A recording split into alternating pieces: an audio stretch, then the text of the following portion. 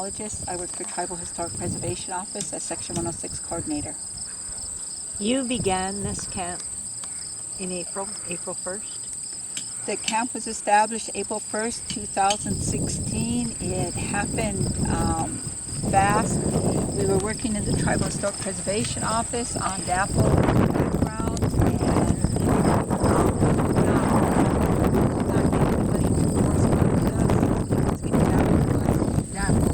and Dakota Access Pipeline. And so they went and they had a big community meeting where the chairman had went and talked to the Long Soldier District about the Dakota Access Pipeline.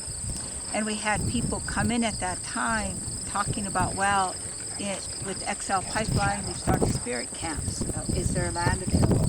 I listened to everybody talk, and at the end, when the meeting was ended, I got up and said, I have land. And I said, I am the closest landowner to this proposed pipeline. And they said, where at? And I said, on the Cannonball River. And they said, when can you show us? I said, well, when do you want to go? They said, tomorrow. So I brought them down here. I showed them this spot. And they said, whoa, okay. When do you want to start the camp? I said, I'm not sure. I never did anything like this. And they said, okay, how about April 1st? I said, in 5 days? They said, yes.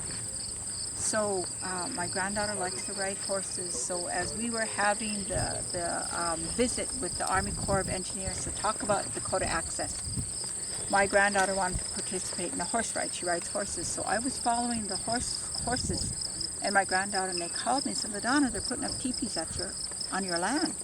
I said, oh, they are? So I got out here and teepees were up. People are saying, we're committed, we're moving in. They said prayers, they offered water to the ground, and it begun. And I thought at the end of that day, oh my God, how am I going to feed people? So I went home and I told my husband, I said, I am making a commitment that my salary will go to this camp. And he was like, okay, my husband's retired now. We don't have a lot of expenses anymore. So we said, okay. So I stopped buying food, and it was just like an explosion of people coming to help. People started bringing in supplies. People started helping us. One of the things that I am proud to say that we are not sponsored by the Standing Rock Sioux Tribe. We are autonomy. We provide our own bathrooms, everything here for the campers. So the Honor the Earth and Winona LaDuke's group came in to help us. They helped us set up grants and helped us formulate the camp. They've been helping us with training. How do you set up and organize to feed all these people? How do you develop community action? And I don't know where we'd be without Honor the Earth at this point. You said at the beginning, even if you're the only woman standing against the Dakota Access Pipeline, that's what you would do. Yes, I did. And yes, I mean it. You know, in Indian country, we have to take oaths. You take oaths in your life, and you have to live by them. So when I was young, I took an oath never to do alcohol or drugs, never to cheat on my spouse, never to participate in any type of abuses. So we take our oaths to heart. And so I made an oath to stand against Dakota Access. And at that time when I made that oath, I thought I was the only one standing. I thought I would be the only one. And it's really hard sometimes because I was really frightened. I was like, what are you doing? You can't do this. And I kept on saying, well, I have to stand. I have no choice. And look what happened. Look what happened. I'm just in awe of every minute of what's happening on the ground. But I do know that according to our prophecies and our way of life, we must stop the pipelines because they are destroying the water. Without water, no one can live. It's not an Indian issue, it's a people issue. We are actually speaking on September 3rd. We're actually speaking on September 3rd, the weekend of Labor Day. And this is a very important anniversary.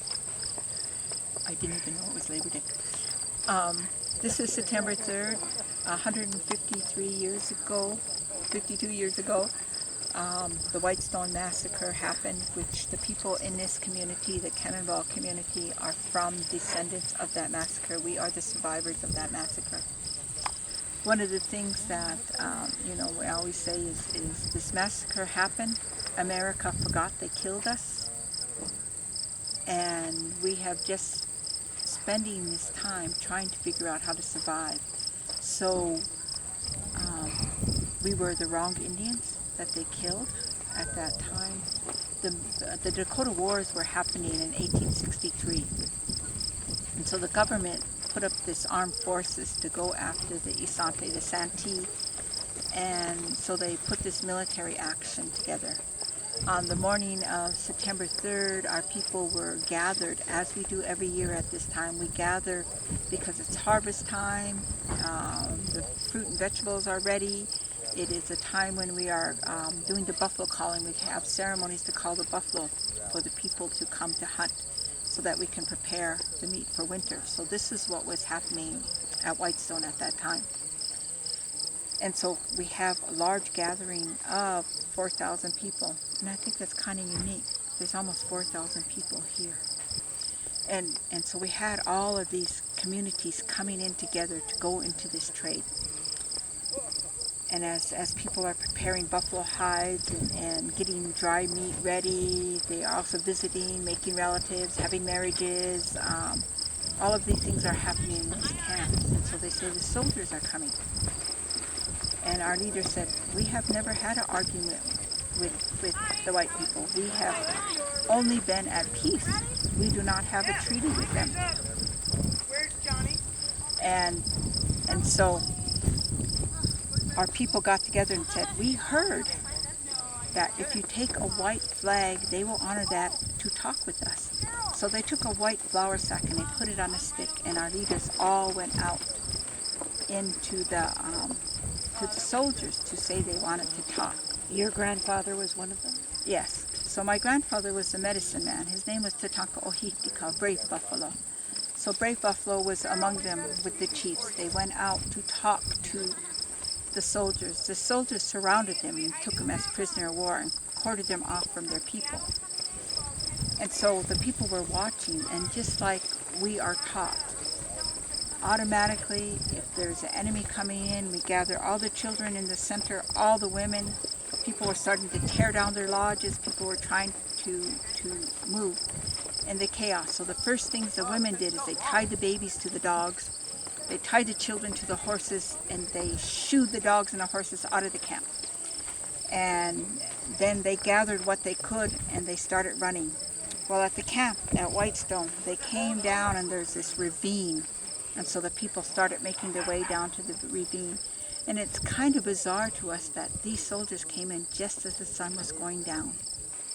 And so they were going through the ravine, and the soldiers came on this top of the ravine and this top of the ravine and started shooting the women and children in the ravine.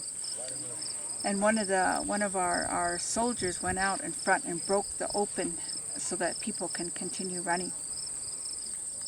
So as night is falling, my grandma, Nape Hotawi, a gray hand, she was running, and she said all of a sudden she had a sharp pain in her hip and she fell down. She was a child. She was 9 years old.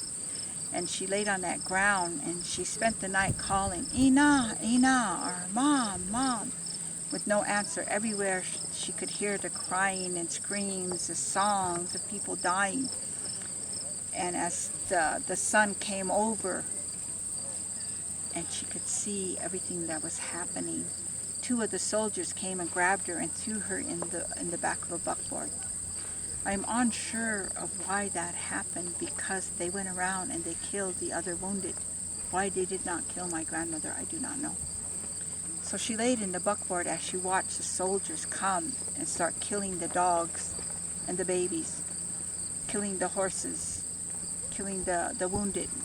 They gathered up all of our property, the tents, the meat, the hides, everything we owned. And we had one section of soldiers sitting down there poking holes in the bottom of our pots. And they gathered all that, and they started this great big fire, burning all our food, our homes, everything. They said that there was so much buffalo meat that they burned that tallow ran down like rivers out into the creeks. And the people ran. For 3 to 4 days they ran as the soldiers continued to chase and kill them. Part of our people came across here. This used to be a narrow crossing where they crossed, and they crossed over on this side of the river to get from the soldiers. And one of the things that we always say at this massacre is they forgot they killed us, and we weren't even the right Indians. So they rounded up our chiefs, they escorted them, force marched them to the river, they put them on boats, and they took the people to the prisoner of war camps down at Crook Creek. My grandmother was one of them that went to the prisoner of war camps. And you would have to go do the research about the horrifying things that happened at the prisoner of war camps.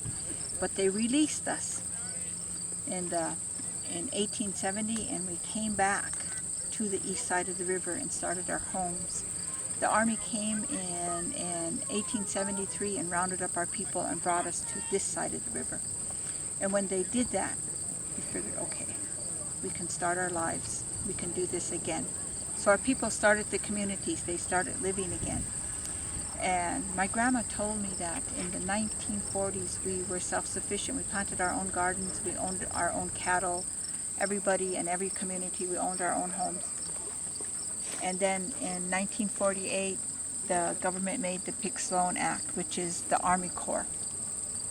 And the Army Corps decided to build a dam above us and build a dam below us. So Oahe Dam is below us, Sakakawea Dam is above us. And they designated us as a reservoir.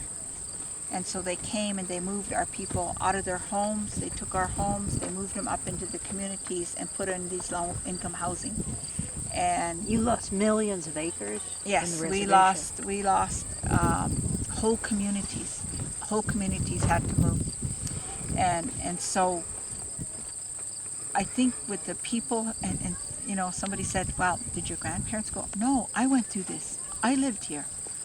I remember the trees in the forest. I remember coming down and collecting water to drink from this river. We would come down and haul water up to the house. We drank this water, we lived with this water, we had huge gardens here. This is me, this is not something long time ago. This is me who lived through this. And so they came and they flooded us. They took all our trees, all our forests went when they flooded us. They took all of our medicines, our plants, the things that we survive in. And so if you talk to the people that are my age and older, you can hear the grief in their voice, because we still grieve for the loss of this land. And they moved us on top of the hills where it is a more of a clay-based soil, so we could no longer grow gardens. We could no longer plant trees. We could no longer do the things that we did. Then they put them in communities where people were not used to living, and so we have these housing projects now of low-income housing where they could not own. So our communities changed drastically, but we figured we can do this. We can survive. So everybody came. At that time, and I don't know if people understand, at that time when the Army Corps came in, we had businesses, we had stores, we had restaurants, we had the Army Corps and the government bought out all these businesses and they never came back and redeveloped again. So we don't have infrastructure anymore. We don't have the gas stations and the stores and stuff. We got to travel to Bismarck, Mandan, or to Mobridge. So they took our economic infrastructure from us. So we started again. Indian people, we have a system. We're communal people, so everybody shares what we have. And so we started again. And so we're trying to survive. We're trying to live our lives. We are very proud of the fact that our people have fought in all the wars. Each of us every year get up and stand up and say our family's military history. My grandfather was a Lakota Kotak. He won the silver medal for World War I when we were not U.S. citizens. My Uncle John is World War II. My father is Korean War. My brothers are Vietnam. And all of my cousins are in every action that has happened thereafter. We hold some of the highest medals of honor. And so we thought we were doing the best we can with America. And so when they told us that they were putting this pipeline in, but refusing to acknowledge us. If you look at the Dakota Access maps, they don't even acknowledge our nation. We're not blacked out like some people make maps and they do the reservation boundaries. We're not even in there. They said they did not have to consult with us. That pipeline is 500 feet from our reservation line. When that pipeline breaks, and it will break, it will hit early Head Start children in 2 seconds. It will take out our elementary in 5 seconds. In 45 minutes, it'll take out our major water intake that feeds water to all the people here. I don't understand why we are expendable in America. I keep telling people, we do our best. We have always been here. This is our land. Why should we fight to live in our own land? Why should we have to do that over and over again? We start our lives, we do our best to live. Why? I would never hurt anybody. I have always done my best to do good things in my community. Why can't they just let us live? We love this land. And half of the time I feel bad because they make us feel bad for loving this land. But most important, we love the water. Every year our people sacrifice. We go 4 days without drinking water so that it reminds us how important this water is. And I ask everybody, do you go with 4 days without water? What happens to your body on that 3rd day? Your body starts shutting down. So we remind ourselves every day how important. We say Mini Wachoni, water of life. Every time we drink water, we say Mini Wachoni, water of life. We cannot live without water. So I don't understand why America doesn't understand how important water is. So we have no choice, we have to stand. No matter what happens, we have to stand to save the water. Hechitulo. And the pipeline is going to go by Laura? your child's and your grandfather's grave sites as well, right? Yes. Yes. Yes. I want to make sure that people know that. So one of the things that I also tell people is I have a personal investment in this. Okay, here, I can say that. One moment. And what's that noise? Is that... Crickets. No, I hear a loudspeaker, but I guess it's not too bad. What's the loudspeaker you have? Him over there. Off in the distance somewhere. It could be It's just from a the little big bit camp. of... Yeah, it might be a little audio bleed, but I don't think it's bad. So I have a personal interest in this. When they first told me that they were putting this pipeline in, and it's really nice, stand up for the water, but I'm personal here, which is my son is buried on top of this land, my son's grave, and I keep on saying, who would put a pipeline next to my son's grave? I can't allow it. My father is buried there, my aunts, my cousins, all of my family is buried there. Who would put a pipeline next to your graveyard? I don't know about anybody else who's a mother who lost a child, but I cannot allow it. I will not allow it. Are they allowed to do that? I don't think they're allowed to do any of this right now. Dakota Access is illegally putting a pipeline in. How did your son die? My son had a heart attack at 32 years old. My grandsons are here in the camp. My daughter raises his children. So there are now 4 main camps that started right here at Sacred Stone. So Sacred Stone started April 1st. We have been here. And when we put out a call for help, oh my God, this is so amazing. So what happened was we needed more places for people to camp. So they just started spreading out, moving into these areas. One of the things that I was talking to people, because everybody says, we're here, we have to go home, but we'll be back. Why are you coming back? Because there's something healing going on here.